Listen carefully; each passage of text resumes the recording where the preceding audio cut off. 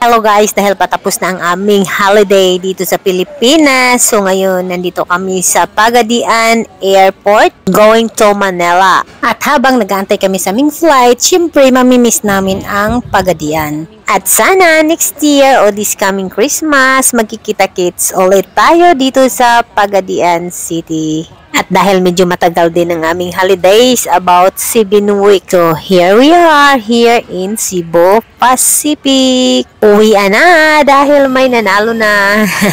But anyway guys, mag-stay pa kami ng mga ilang days sa Maynila doon sa bahay ng aking parents dahil nandoon din yung ibang mga kapatid ko. Alam nyo ba guys, the way back naalala ko pa nung mga time na teenage life, noong kabataan ko pa dito sa Pagadian City. Naalala ko ng high school to college. Simpleng buhay pero masaya, pero minsan may mga kalungkutan din. At lalo na hindi naman talaga maiwasan, mayroon talagang mga panahon na taghirap. My father is a building contractor. At minsan may mga matitinding pangangailangan sa pag-aaral, talagang kulang talaga. Lalong-lalo na pag-examination sa eskwelahan, minsan talagang mapapaluhan na lang ako. Choice, kaya sabi nga nila, wag susuko. Kaya sundan mo lang kung anong mga pangarap mo sa buhay.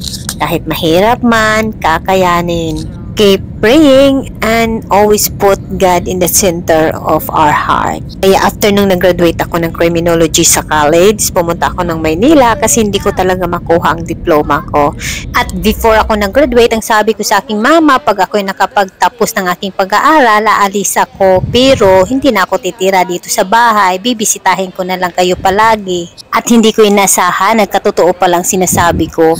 Nung pumunta ako ng Maynila, barko lang sinasakyan ko, bininta ko pa yung isang cellphone ko para madagdagan ang pamasahe ko. Ang purpose ko para pumunta ng Maynila para magtrabaho. Kapag ipon para makamit ko ang aking pangarap na maging police woman. Marami pang dumating na mga pagsubok sa aking buhay until na may nakilala ako sa isang dating site at ngayon ito ang aking napangasawa na taga-Australia. Actually, napakabilis na talaga ng panahon nung nagkakilala kami ng aking asawa. Gusto na niya akong asawahin kaagad. Magpapakasal na kaagad kami.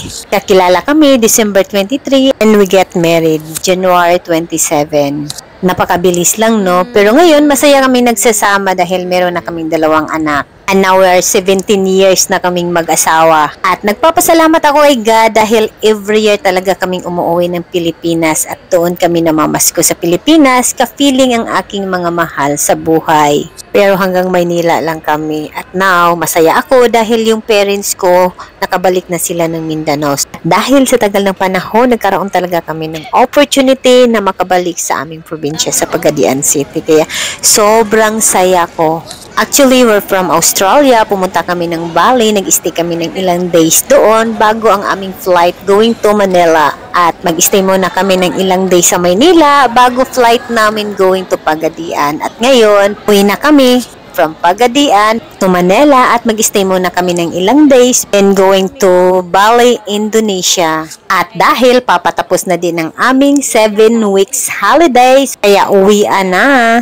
Dahil pasukan na din ng aking mga estudyante sa paaralan, kaya balik Australia na kami.